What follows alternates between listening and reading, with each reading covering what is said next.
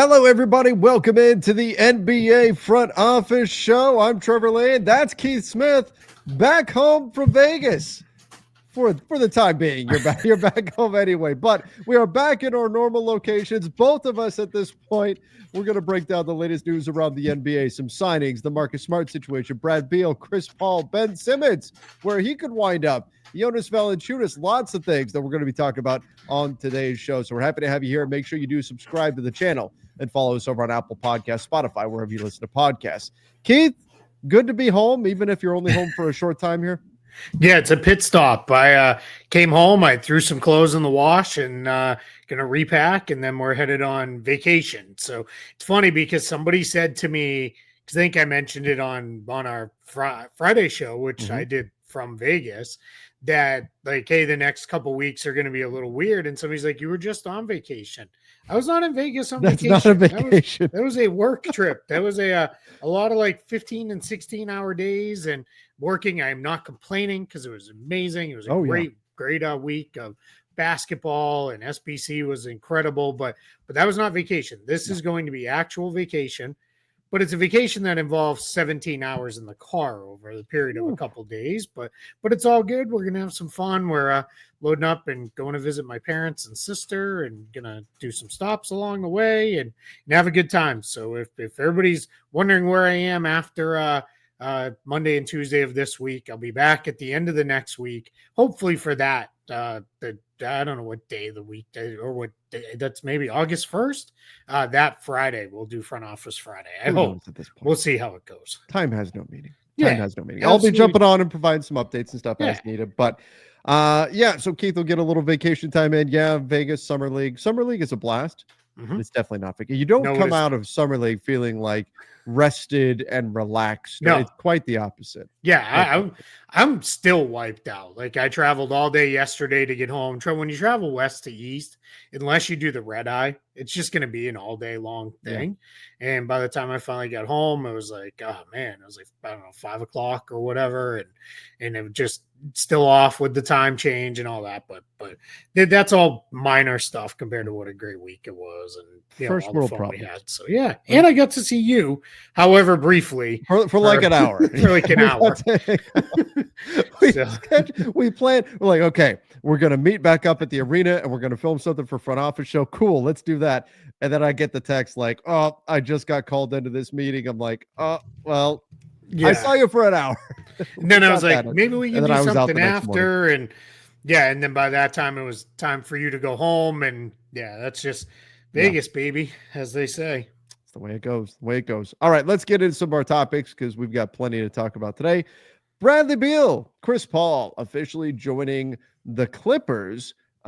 Keith, I mean, for the price tags, you certainly can't complain about what about the talent that the Clippers are getting here. And my hope would be that with Beal, Chris Paul, James Harden in this backcourt, Bogdan Bogdanović, let's not forget about Chris Dunn. His defensive prowess is going to be especially necessary. My hope is that together they can kind of split up the minutes so that not any one person is bearing the burden too much. I think of the Guardians of the Galaxy with that when they're holding the Power Stone and it takes all 5 of them, connecting or however many it was connecting in order to kind of split the power. I think that's what they're going to have to do with the minutes there in Clipperland, given how the advanced age of these players that we're discussing.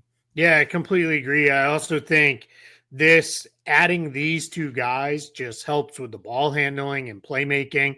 Even if it's just splitting up minutes is great, but this also within those games will take the burden off of Kawhi Leonard and James Harden, who are really the only 2 offensive creators. I guess Bogdanović can, but that's more for himself. So now you're going to have Chris Paul there. You're going to have Bradley Beal there. Like it's just going to be a couple guys just really solid. And for Bradley Beal, the others have made this point, so it's hardly a unique thought. But Bradley Beal at $53 million, not so good. Bradley Beal at $5.3 million, pretty good. Pretty good. Can still really score. I assume he's going to start next to Harden in the backcourt. I got to believe that was probably one of the recruiting pitches that they made to him. And then Chris Paul will come off the bench as the backup. And like you said, everybody stays fresh that way. Everybody should be ready to go. And this Clippers team now, all of a sudden, they're like 10, 11, 12 guys deep. They've got a lot of talent, up and down this roster. What's interesting with this team is I feel like the ceiling is so high, while at the same time the floor is so low, just because of the overall age of these players and the potential that 2, 3, 4 guys are out at any one given time. And so I think, but if this team can get to the postseason with everybody healthy, this is, given the context of this team, that essentially they're in a 2-year window. They're going to be drastically restructuring things in 2027. That's when Kawhi is off the books. James Harden will be off the books. Everybody not named Ivica Zubac and Giannis will be off the books. Essentially, they've got a few other little contracts and things like that, but the main pieces will be off the books. So in a 2-year window, I think they've had a pretty nice summer overall in terms of the pieces that they put together to fit within that sphere of, okay, we're going to go for it for 2 years here, give this group 2 more chances, and then we'll see what's what. And really, there's enough flexibility built in when you look at the team option for Bogdanovich, for Brook Lopez, Batum, James Harden's salary isn't entirely guaranteed, that if something disastrous happens this season, they could even pivot this next summer. But most likely, we're seeing a complete shift in direction 2 years from now. Yeah, that's exactly what this is. It's set up to be a 2-year run, and then we see where it goes from there. And I think that's great for the Clippers, because at the ages these guys are, like, this is probably all they're going to have in them. Now, Chris Haynes added a little bit of color to the Chris Paul news, that this sounds like Chris Paul is planning this to be his final season. Yeah. So now I will say, like, if it goes well and he's home and the Clippers are like, hey, want to run it back? I wouldn't be surprised if he runs it back one more. But yeah, I mean, we're at the point where Chris Paul, Brook Lopez, Nick Batum, James Harden, even Kawhi, who I somehow don't think Kawhi is going to play like deep into his late 30s, early 40s. Right. All those guys could be saying, all right, that's what it is. And what's exciting about that is this could have guys, I'm not saying they're going to play through injuries and whatnot, but you may be in a situation where it is, let's really leave it all out there. Let's really go for it. Yeah. See what it looks like in that. And that's kind of exciting. So I think this is a really good team. I think it's a deep team. I think they have enough offense. That really became the problem as the year went along. We'll see what the defense looks like. I know some are worried about what does a Harden Beal backcourt look like, but if things are getting really sideways there, you still have Chris Dunn, one of the better defensive guards in the league. Throw him in the mix, and I think this LA team is going to have a really good year. I think the other LA team is going to have a good year too. So should be a fun year watching them kind of battle it out there.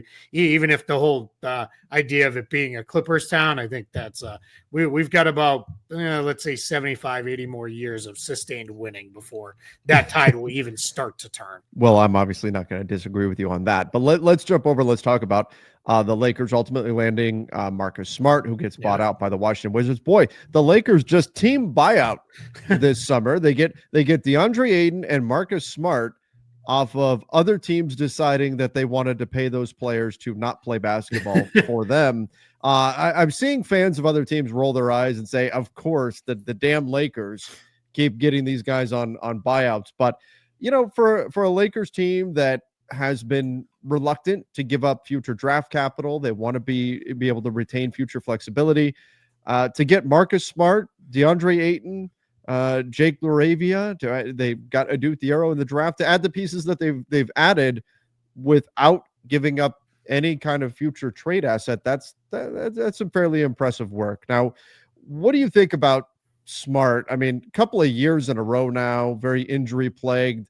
Does being on a team that's got, at the very least, playoff aspirations here, do you see that reinvigorating him, or is he, as I've seen some detractors on social media say, #washed at this point?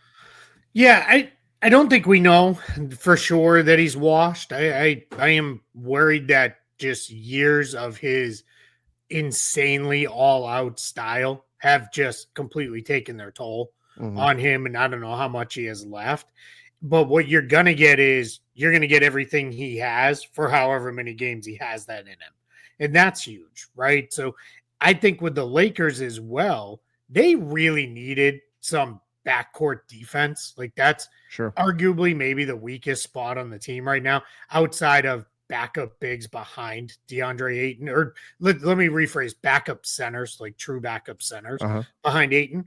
But I think with Smart, if he can just come in and kind of give you some defense in a 3-guard rotation with Luka and Austin Reeves, you're in pretty good shape there. And I think that'll be really kind of the thing we're going to be watching is what does it look like? And maybe the nice thing for the Lakers is he might be able to be like a 20-minute a night guy throughout the regular season, which that should keep him fresh as you go down the stretch. And we may be even be in a position where now JJ Redick may have like some offense defense options late in games where it's all right. Hey, we're going to we need defense tonight. We're going to close with Smart.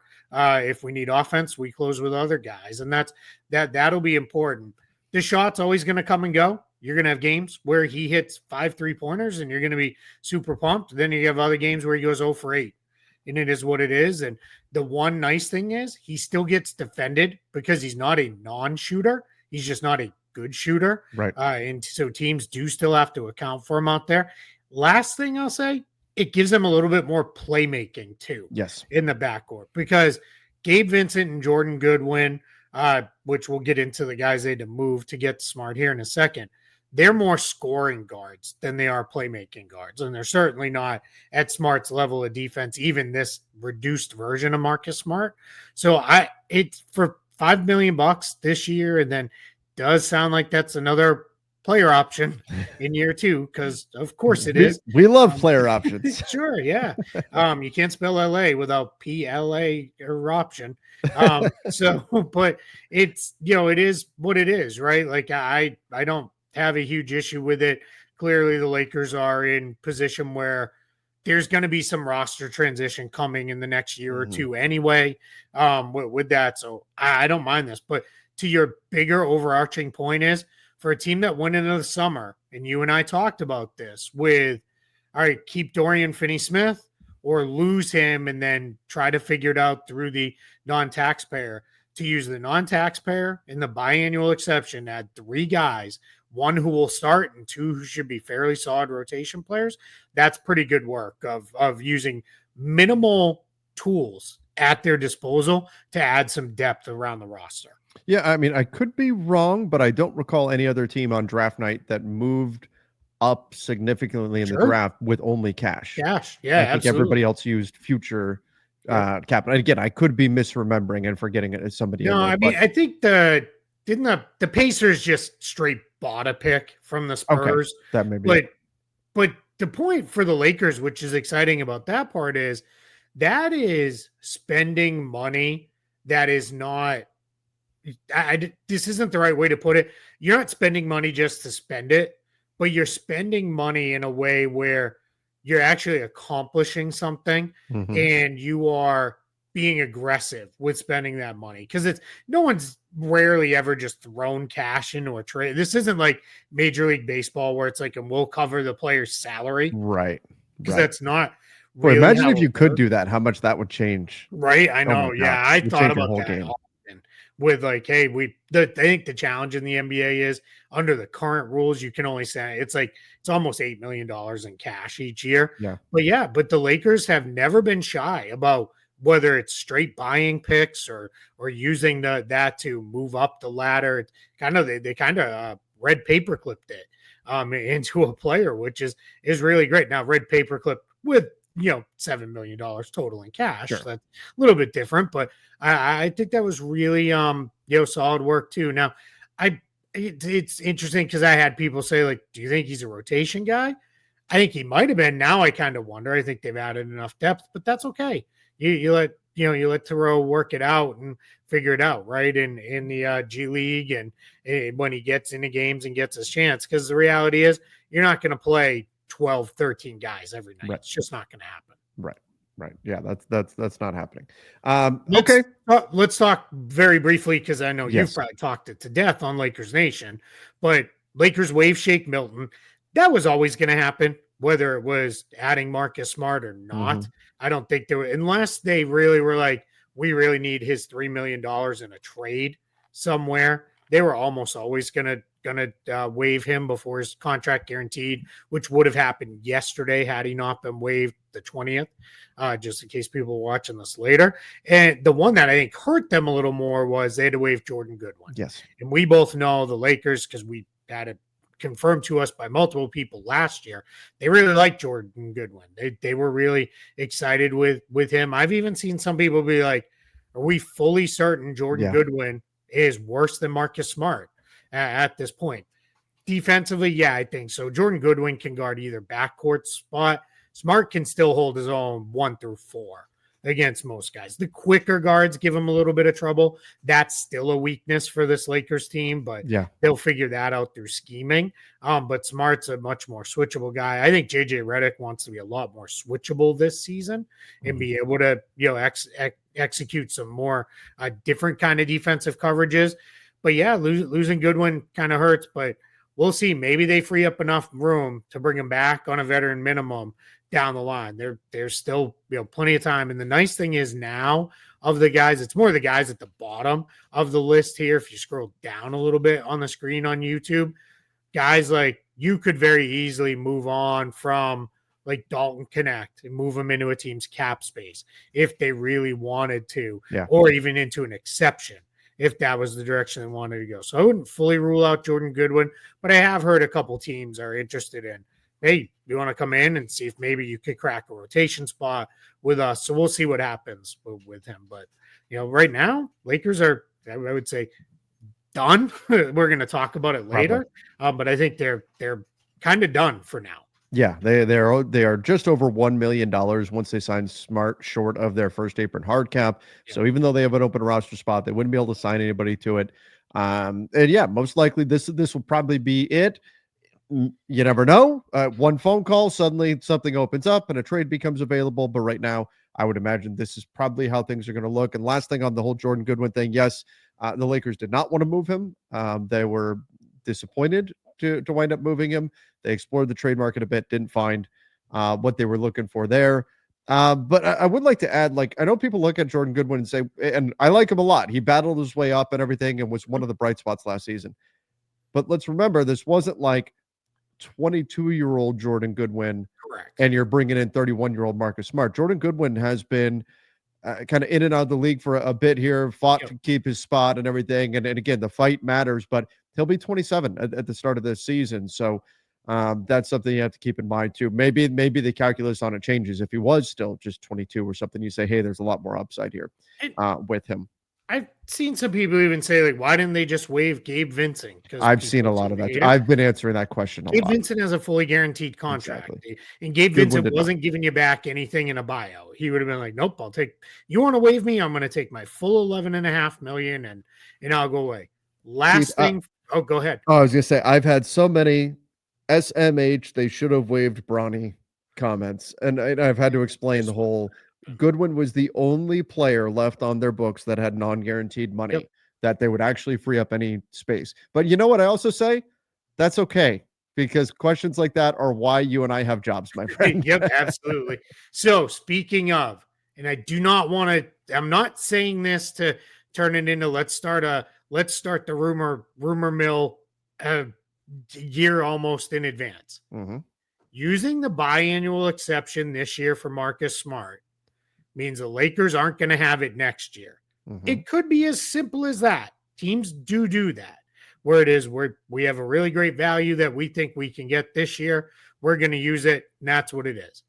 But sometimes they use it because they know we're going to have cap space next season, and we're going to lose it anyway.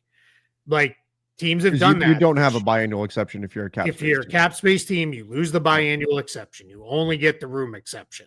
So that's just kind of piqued my interest a little bit, where I was like, maybe they are going to go for the cap space route in the summer of instead of this whole 2027 plan. And that was a lot of conversation in Las Vegas was there's going to be more cap space available. There's actually going to be some good players available as well. And a guy like Austin Reeves, his cap hold is not so large that the Lakers can't retain his cap hold. And it's like, well, that ate up all of our cap space. They'll still be okay to create cap space if they really want to next summer. Just to check the boxes here. It's what is it? As I recall, his cap hold's going to be like 20 million. Yeah, if I'm remembering correctly. So here's the I mean, now we're going to nerd out here a little. So the cap holds for unrestricted free agents that have full bird rights are based on the average player salary from the year prior. Well, Austin Reeves is like right on the tipping point at 13.9 million this year. He is just over it this year. He could be just under it next year, and that will tweak where his cap hold actually falls. At most, it'll be like 25-ish million. Yeah. And at the least, it'll be like 20-ish million. Right. So it's not like this massive difference. But the big one is the guy at the top of the screen, who if he's either retiring or he's done with the Lakers, that's how you clear your major cap space. And I'm not talking about Luka. I'm obviously talking about LeBron here, especially for anybody who's not watching. But I mean, like you could realistically, there's a world where LeBron, Rui, Vincent, Kleba all come off the books. They could probably do a handshake deal with Ayton where, hey, opt out, we'll renounce you, we'll re-sign you with the room exception for basically the same money you opted out of. And then that's how they get to a whole ton of cap space. And that's before you get into, hey, somebody sitting on like Washington's going to maybe have up to $100 million to spend. Whew. Hey, you guys want Jared Vanderbilt? Because you can't really spend $100 million if you're the Wizards. Because I can't imagine how good this year would have to be for them to like jump in it's time to sign a bunch of vets pool. Right. So you could be in a position where, hey, you want to take on Jared Vanderbilt? He's a semi-expiring because he's got the player option. But hey, you want to add to your ever-growing list of players on rookie scale contracts? You want Dalton Connect for $4 million? The Lakers have they have very little flexibility for the rest of this season. They have incredible flexibility headed into the offseason, which is kind of fun because like we could be in a summer again where Lakers and Clippers are both geared up. It'll either be 26 or 27. One of the two, we're going to see those teams with cap space. So that's going to be battling. Yep. Well, that's where things currently stand with the Lakers. A lot of stuff going on there, obviously, with them. But I would imagine most likely, you never know, but most likely this will probably be the way their team looks moving forward here for this season. And then we'll see what they do midseason and next summer. All right, let's jump over to Jonas Valanciunas. Yeah. Has said, I'm going to play for the Denver Nuggets. He finally just came out and said it. He's going to honor his contract. He will be with Denver. Now, Keith, what was interesting is there was reporting that the Nuggets were going to guarantee the second year, the remaining year on his contract, $10 million.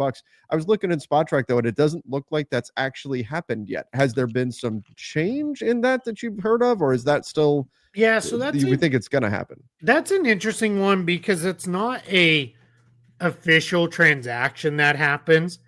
They just notify that it's been done. And then it can happen. But I've not seen that. And that could be something where like, hey, we're going to do this. And they just haven't done it yet. So we'll see. That could have also been misreported. That happens sometimes. I don't really know where that situation is at.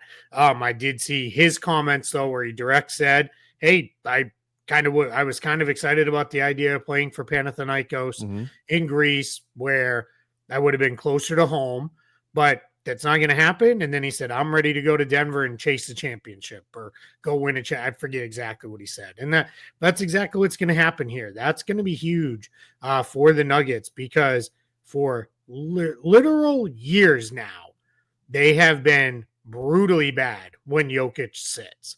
Like they just bleed points. And even if you could take that bleeding points and cut it in the half or by a third or whatever, that's huge because they're pretty good at building leads with their starting group. And then we see where it goes from there. So I think this Denver team, like guys, going to tell you right now, De'Ron Holmes was maybe the best player at Summer League. He was great this year. He was unbelievably good. Shot the ball well, finished well, took guys off the bounce, really was did a good job with his passing. There's going to be nights when he plays the vast majority of the backup front court minutes in the rotation with Gordon and Jokic, and Valanciunas sees spot minutes. That's how good De'Ron Holmes is. So I'm really excited for that. Now all of a sudden a Nuggets team that I don't know how many years in a row we've been like, man, this team needs depth. This team needs depth. Now they're another team that's like kind of too deep across the board at just about every position. Because I still like Julian Strawther quite a bit. I thought he showed real strides. You got Bruce Brown, you got Tim Hardaway Jr., Jalen Pickett, they still really like and are excited about. So, yeah, and then they've still got a couple trade pieces in there, like Zeke Naji could be somebody they move down the line. If they're not sold on re-signing Peyton Watson, he could move. Really all we're kind of looking for now is Jokic has already said he's not going to do the extension this year.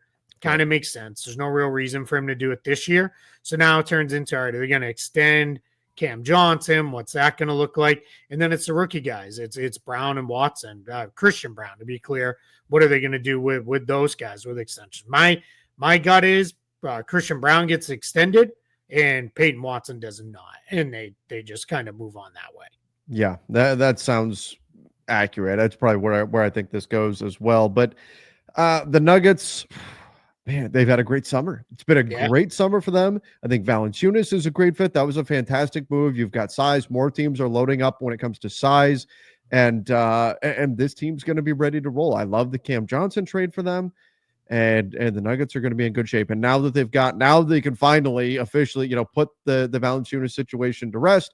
And we knew that as long as the Nuggets really wanted him, like there was no way out for Valanciunas. As long as the Nuggets said, no, you're under contract with us, we want you to play for us.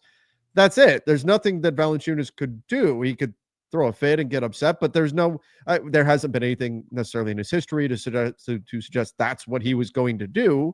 But ultimately, if the Nuggets wanted him, they were going to get him, and they're going to keep him, and rightfully so. I think that he is going to be a great fit for them. Completely. And this team's had one of the best summers in the NBA. I don't know if I would say the best, but they're certainly in the mix of teams. If we were to have a discussion about who had the best summer overall, they are up there on the list, no question. Sure. Yeah, I think it's especially again when you factor in where we started this summer. We talked about this with the Lakers.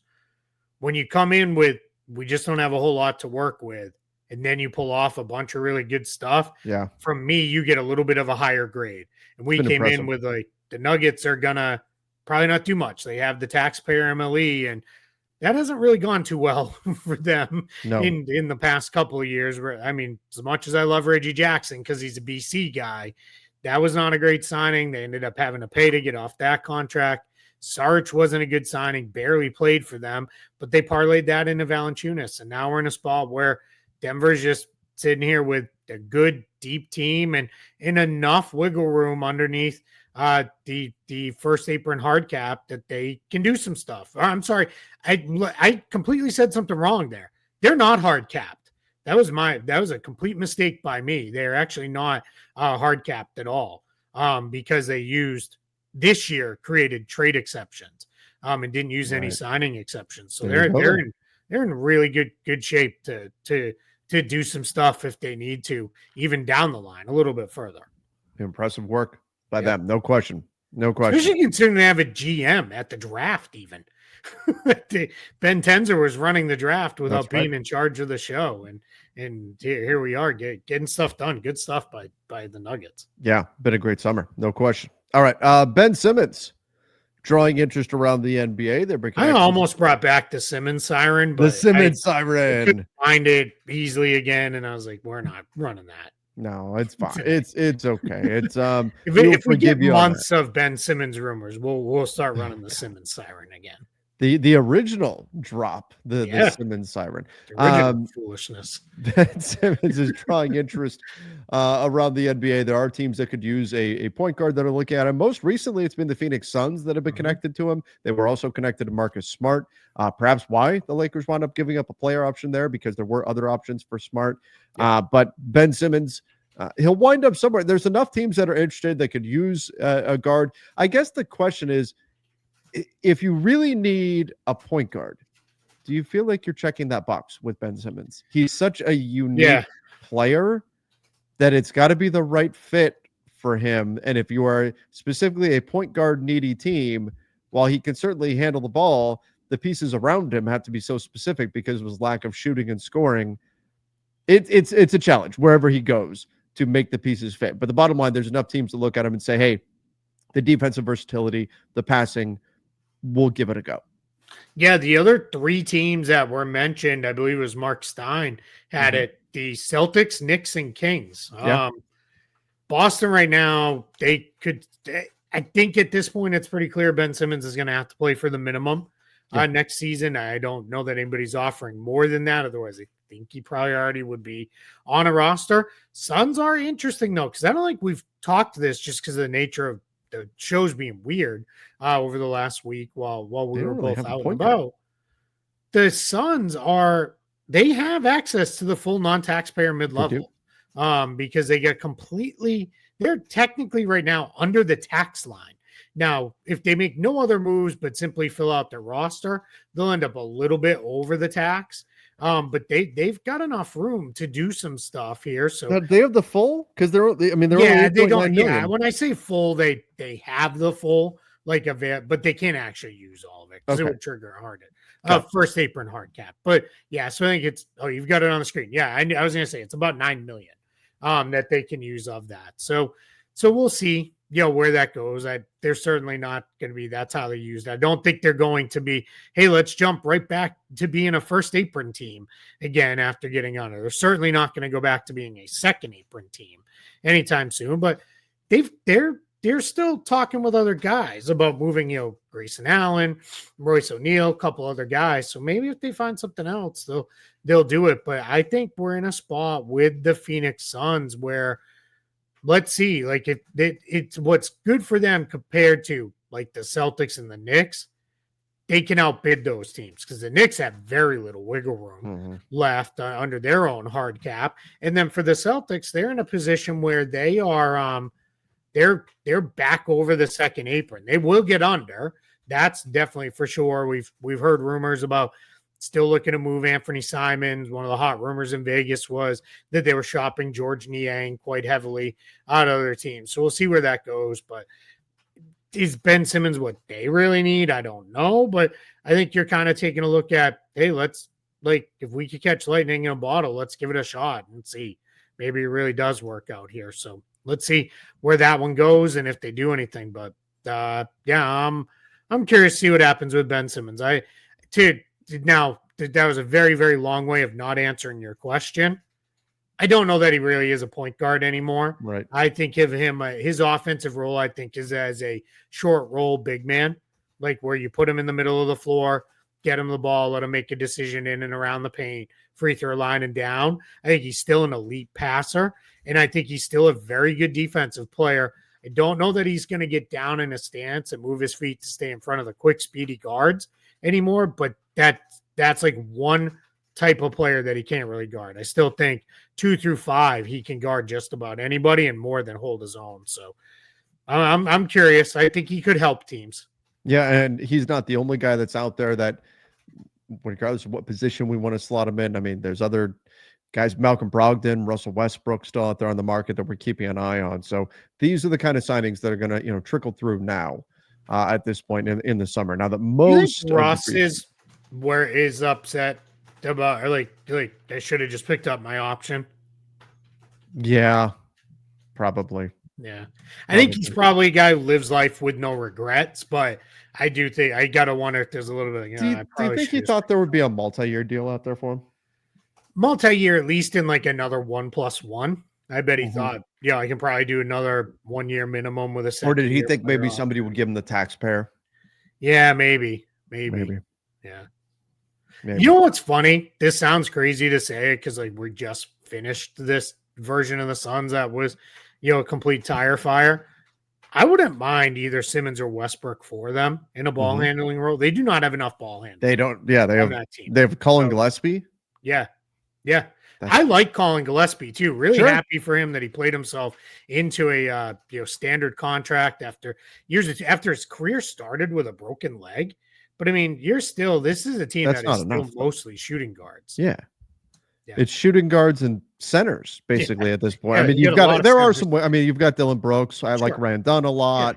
You know, they do have some ways. Royce O'Neal. Yeah. But I mean, there's not a power forward Screaming out really. for a point guard here. Yeah, and a power forward. Yeah. No ones and no fours really on this roster aside from Gillespie. Nobody that you can look at and go, that's my starter right there. Yeah. Right. So that's going to be the challenge. I think the Suns still have moves to make. They can't be done with the way this roster is right now. What they'll do, we'll see. They were in on Marcus Smart. They didn't get him. Maybe they'll get a Westbrook. Maybe they get Simmons. Maybe it's somebody else. But they've got other moves to make here in Phoenix. I would be surprised if they go into the season with the roster as presently constructed. Yeah, I think there's probably another trade in here. No blockbuster trade, but just a small rebalancing trade. Maybe a team is like, man, I really need one more shooter, and they move Grayson Allen, and that's how they get a ball handler or something like that. But I don't hate the idea of Simmons or Westbrook for them just to get another ball handler on the roster. And what you could do is, because Simmons is who he is, you could kind of put him in a position where he does a lot of the ball handling and helps you out on offense that way while playing and defending opposing fours on the other end, because he can clearly do that. I think that would be an interesting fit. And then Westbrook, I think, could still help. Everybody's made all the jokes about Russell Westbrook, but let's not act like he wasn't a productive player. He was good for Denver. Nice year. Yeah, he had a nice year. Now that it seems like he has fully embraced, I am a backup point guard who's just going to play with a crap ton of energy every time I hit the floor, and I'm just going to race up and down and kind of do my thing. That's fine. And if you're a team that's just,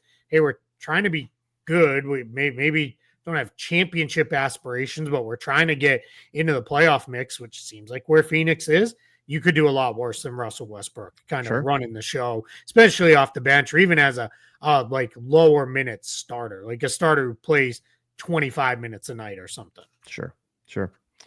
All right, let's jump over the restricted free agents. Watching the paint peel.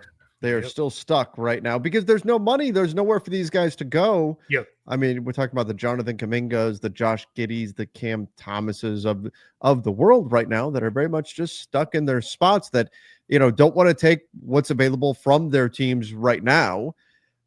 I keep waiting, Keith. At some point, one of these guys is just going to say, "I'm taking the qualifying offer." Yeah, and I'll look for greener pastures next summer. And that is the one threat that they've got. All these guys. Now, none of them want to do that. Ideally, all these guys want their long-term deals, but at some point, they're going to be at such an impasse that I think at least one guy's going to wind up taking that qualifying offer. So it's so funny. This just mind meld that we share. Big discussion point at Sports Business Classroom because most of the other free agent stuff had played out by the time you got to Vegas a couple of days before me, and most was done. We got Damian Lillard while we were there. The Beal stuff played out, but that was kind of at that point. I think everybody's like, I think he's probably going to the Clippers. It seemed like that was pretty well locked in. So there wasn't a lot of other major like news lingering. There was a lot of discussion. I'm sure you had them all too. What's going to happen with LeBron? What's going to happen with Giannis? Those were like the two big names. But after that, it was what's going to go on with the 4 restricted free agents. So just to remind everybody, Quentin Grimes was the guy I left off the list, by the way. He's the one who keeps getting, I think, left off by most people because they think I shouldn't. You know what's funny, though? I think here's why I think that happens. You have Josh Giddey, high-profile guy, had been drafted fairly high. Jonathan Kuminga, high-profile guy, drafted fairly high. Cam Thomas absolutely went bananas on social media the other day and, was going scorched earth. He's so mad at Zach Lowe. So like that happened. And then Quentin Grimes has just been like, I'm a restricted free agent and I'm just hanging out here quiet. I think you're going to see one, if not 2 of them sign the qualifying offer, the 2 most likely being Grimes and Thomas. Yeah. Because I think with Philly, I think there's a reluctance to lock in on a long-term deal simply because they now have a backcourt all on long-term deals with Maxey, McCain, and Edgecombe. You could get Quentin Grimes in there and be like, there's our 4 guards from now till the next 4 years. The challenge is that someone's going to get left out. You really only kind of play a 3-guard rotation, and none of those guys are really threes. Like, you're kind of really forcing them into being a 3 out of Edgecombe or Grimes if you went that route. So that's why I think Philly is, I don't know that I want to give you a long-term deal. Then I think the other piece is with Cam Thomas. I think with him and Brooklyn is Brooklyn just drafted 900 players and like half of them are guards.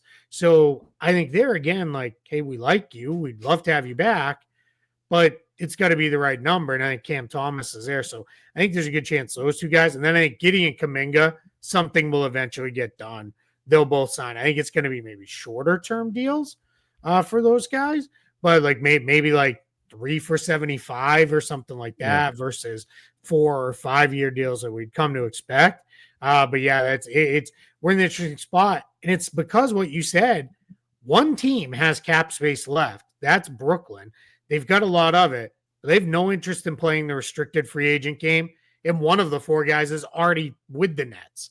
Like, they're already controlling the process. So they don't even have to play the game with Cam Thomas. So these guys are just kind of stuck. Like, there's just nothing going on. I mean, we're at the end of July. This might linger on for another week or two. And something will happen eventually. Something has to happen. Either they take the qualifying offer, they agree to a deal. But I think I've talked about it a bit on the Basketball Bulletin. I was actually just looking. I've got comments. People say, "Why do you only talk about Jonathan Kuminga?" Because I think of those guys, it's the most interesting because he doesn't really want to be back with the Warriors, and the Warriors don't really want him back either. But they want to get value for him. Some members of the Warriors, there's a like legit split because there are members of the front office who are still like, we want this guy. But exactly, exactly. But it's not like a locked in, like, hey, we want 100%. This guy to be. Which at one point they were, hey, this guy's going to be a big part of our future, and that's not quite the uniform decision anymore. And so it's an interesting battle in that Kuminga wants his money, wants to get paid, where the Warriors are like, oh, we'll pay you, but it's got to be a amount that's low enough to where you're positive value. We don't want to risk giving you too much, and then you're a negative value because we want to pay you so we can trade you. Now, again, like you said, that's not everyone in the Warriors front office, but I think that dynamic makes that situation particularly interesting. Whereas I think the 76ers, where they may not want to do a long-term deal, they'd like to have Quentin Grimes. The Nets, of course, want Cam Thomas back. Josh Giddey, the Bulls, they gave up Caruso to get him. They don't want to lose him or anything. The Warriors are specifically trying to give him a contract that will make him very tradable. And obviously that's not something that players are looking for. So I'm really curious to see how that situation plays out, but all 4 guys are in tough spots. Yeah, and one thing to note, if a player signs their qualifying offer, they get a 1-year no trade clause because if they are traded, they lose their bird rights. So they get, anytime you're in a position where you're on a 1-year deal, and if you get traded, you lose your bird rights, you have the ability to block a trade. And that would happen if any of these 4 sign the qualifying offer. They'd be in a position where they could block a trade. And that's just another complicating factor why you may not want them to sign the qualifying offer, beyond the fact that if they sign it, they become unrestricted free agents the next year. And there will be more teams with cap space next year, including some that may be more interested in chasing a guy like this. So let's see. I'm going to hear, you want my official predictions on these? Yes. Yeah. I think Josh Giddey signs a 4-year, $100 million. What a bargain. I know, right? That'd be incredible. It would already be done. Yeah. $100 million contract with the Bulls, $25 million a year. That he just stays there. That's kind of how they split the difference on that one. I think there's still a chance Kuminga ends up a sign and trade. There's been enough buzz with enough teams interested. I think so too. That maybe there ends up being a sign and trade. Keep an eye on a player who maybe can't come to a rookie scale extension agreement, which you would want to get that done before the start of the season. So then you can hammer out your own rookie scale extension agreement with them. I know there was a lot of buzz around Kuminga for Keegan Murray. Yeah. I'm just not going to fully rule that out. There's a chance. I would not do that if I was the Kings. That would be bad, in my opinion. But they seem dead set on sticking Keegan Murray in the corner, waiting for passes that are never going to come anyway. So if you're interested there. Then I think Grimes and Thomas ultimately both sign the qualifying offer, and that's where they go. I think that's a pretty good just predictions. Prediction on things. I think that's pretty good. I could see if I'm the Nets, I don't know if I want to let it get to a qualifying offer point. I could see the Nets budging a little bit and giving Cam Thomas, a bit more and try to keep him on a deal, because the threat of him leaving would be real, for that next summer. But I agree. I think ultimately Kuminga winds up getting signed and traded, especially as the dust settled. And I especially think there's going to be other teams around the West that are going to look around and they're going to go, damn, bunch of teams got really better. Let's see if we can go add somebody. And Kuminga will make sense. Now, there were some rumblings about the Chicago Bulls potentially being interested in him, maybe something with Ayo Dosunmu. I can never make heads or tails of what the Bulls are doing, though. Who knows? That's the Bulls and the Kings, man. Confusing. It was fun. So I'll tell you a quick SBC story from the SBC mock trade line, SBC Sports Business Classroom. The event I was in Las Vegas helping with ends with a major mock trade deadline where you've got every team represented and the kids are making tons of trades and it's just a blast. And I say kids, I should just say students, because some of them are older than I am, but then it makes me feel good that I can be a kid as well. But anyway, they're making trades.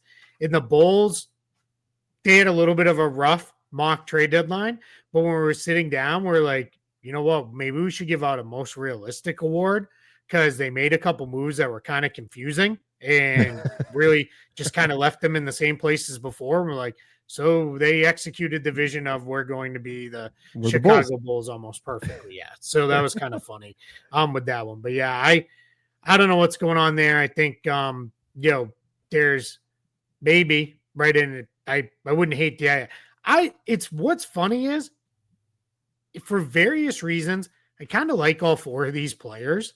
Yeah. I think they all have like real skills. And I think, that's kind of been, this is why restricted free agency sucks so bad for players. Because if you land in a year like this, you are just stuck unless you're like a no-brainer re-sign for a contract. And I mean, we know for a fact all four have offers.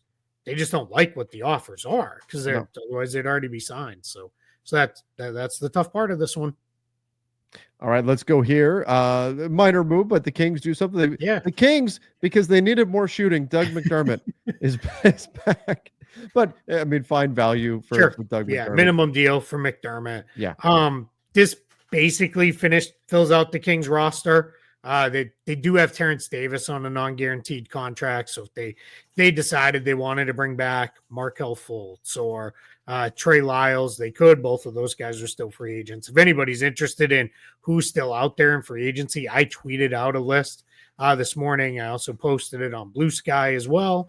If that's more your cup of tea, so it's out there. You can look. It's kind of a bleak list. It's not great at this point, guys that are still out there. A lot of point guards though that could kind of be helpful, but the other positions like I know it's been a kind of a weak free agent class in general, and we've talked a bit about that, but it's also it's July 21st. Like that's where we're at right now. Yeah. I mean, you look at the guys that are out there, the R's next to them, you might as well just delete the guys that are restricted. Right, they're not really available for teams to sign. If you're somebody looking for your team to sign somebody, it's everybody that doesn't have an R next to him. But there's some guys, Brogdon, Westbrook, Gary Payton II, Melton. I know Melton is basically already a Warrior. Same thing with Al Horford. We should touch on that very briefly. Yeah. Because people are like, what's going on with Horford and Melton and even Gary Payton to some extent? The Warriors are just in a position where they can't sign those guys, because if they put themselves right up against a hard cap, then a team could come in with an offer sheet for Kuminga that they can't match, because then they're stuck. So they're waiting to resolve the Kuminga situation. Then they'll get Horford, Melton, and it sounds like maybe Gary Payton II could return there. One of my favorite guys who's on this list is Amir Coffey. Yes. I think he's actually a pretty good player. He is. And I'm really surprised no team has snapped him up yet.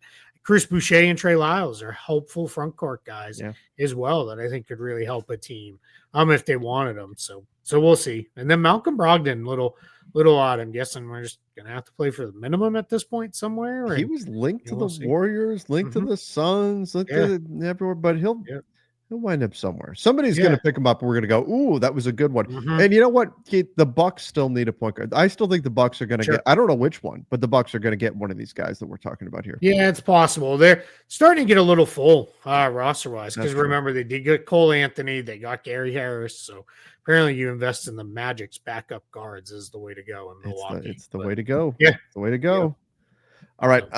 Let's finish off with this late summer transaction. So now we're starting to see teams use their two-way spots and round out the rest of their rosters. And that's, pretty normal this time of year. Remember, two-way spots, though, very, very flexible. A lot of opportunity to move guys in and out of those spots if you decide that somebody's not working for you. But you're starting to see teams put the finishing touches on their rosters as they're going to get ready for training camp, which is going to kick off right around the end of September is when we typically see training camps really go underway. Depending on the team, most teams, it's like the last week of September. Then they'll get into preseason early October. So teams are starting to fill out their final roster spots and their two-way spots and kind of get things all sorted with that right now. Yeah, so post-Summer League, teams got a chance to look at the guys for Summer League. We're going to see, outside of the guys we just covered, those guys are all still looking for homes. But we're going to see teams now really focus. And I was looking around today, outside of like the Warriors who were caught up in the Kuminga situation, most teams' rosters are starting to get pretty full. And what we're going to start seeing is, you're absolutely right, two-way contracts. There's a whole bunch of two-way news over the weekend and into today even.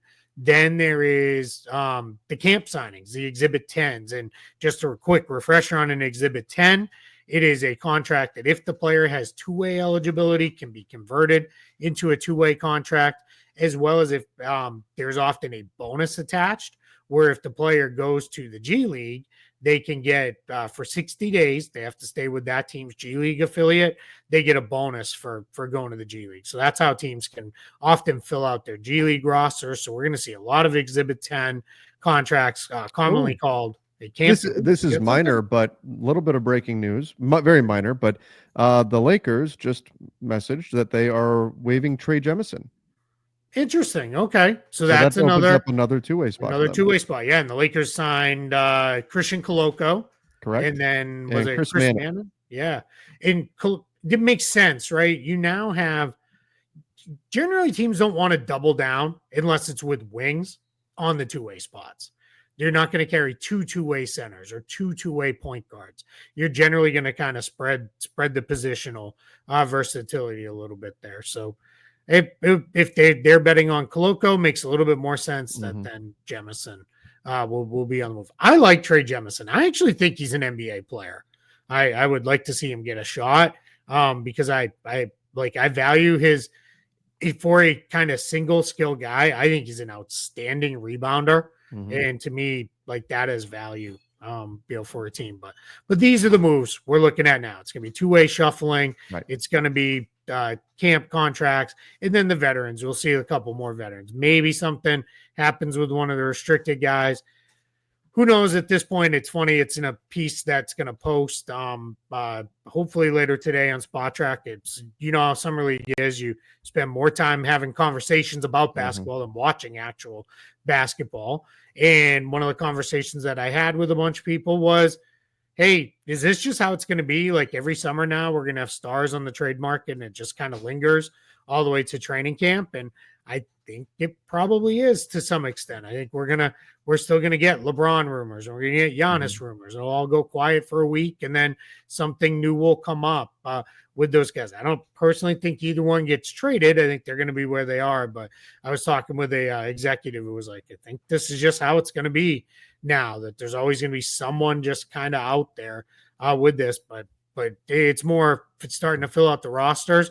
And then what you'll see is teams will kind of pause a little bit in August. That's like the big vacation month for the NBA. Then they'll get back to it in the middle of September, as they want to have these guys all under contract, because that's when guys start filtering back into the local market to get into the informal workouts and the like. And then, as you said, training camp will open up in like 2-ish months. Anybody who goes overseas opens up about a week earlier than everybody else, or I guess not. It's not necessarily overseas. It's just playing outside of the United States, and then you get into the teams headed on their real training camp. So it's It's not going to be too long now, but no NBA hoops for a couple months now at least. At least we'll get some Eurobasket at the end of August. That'll be something. Yeah. Got a pretty spicy WNBA season going on. Yeah. So a lot of basketball out there for people to find if they want it. I'm already getting the questions on X, Keith. People saying, does this mean Jordan Goodwin is coming back to the Lakers? He doesn't have two-way eligibility. He doesn't have two-way eligibility, and somebody's going to pick him up. Yeah. I wouldn't be surprised if he gets claimed. Yeah, that's what I was thinking. He's not even going to make it off waivers. Someone will claim. His contract is so small. Yeah, he'll just get claimed. And then, if anybody's wondering, that $26,000 guarantee or what a $25,000 guarantee that would come off the Lakers books because that would go with him to the new team if they claim him. So that creates absolutely no spending power for the Lakers at all. Nope. Imagine if it was like they were $25,000 away from doing something. Didn't we see something last year that was like literally it got within like $9,000? Well, that was the Mavericks when they didn't have enough players. That's right, and they were counting down the days until a minimum would prorate enough for them to sign somebody. That was honestly one of the more popular questions that people had in Vegas was, hey, what things can you do to go over a hard cap? And the answer is nothing. Do you know what I also learned? The Mavericks would have forfeited games. The NBA told them, we will make no exception for you. Wow. You cannot suit up a healthy roster to play. You will have to forfeit. Ooh. Yeah. Because what the NBA did not want to set a precedent. No, I don't think so. I mean, at least not in I'm sure someone will now chime in. Back in 1952, all right, maybe. But like not in Detroit Gems. Yeah, not in any kind of modern time. Nope. No forfeits. But yeah, that's what would have happened. In the end, it was because the NBA said we do not want to set a precedent where, all right, you're hard capped unless you are going through stuff. Then hard cap is what it is. So, man, kind of wish it had happened. Just NBA saying we're not messing around here. Yeah, to the Dallas Mavericks. All right. Well, the new sheriff in town. That's a good Dallas reference right there. There it is. I'll be later this week. If anybody wants to say hi and collect a hug, the offer stands. Hi-Ho Silver. Yeah. Adam Silver. Yeah. Nice. Look at that. The sheriff, the cowboy. It all came together. Hi-Ho Silver away. I'll be on vacation. There you go. Keith will be away. This show's going off the rails. People are going to be like, go on vacation already. Yeah, like you guys lost it. We've gone too long here on this show. We've lost our minds. Thank you, everybody, for joining. We appreciate all of you. Make sure you do subscribe right here to the channel. Till next time. See ya and stay safe.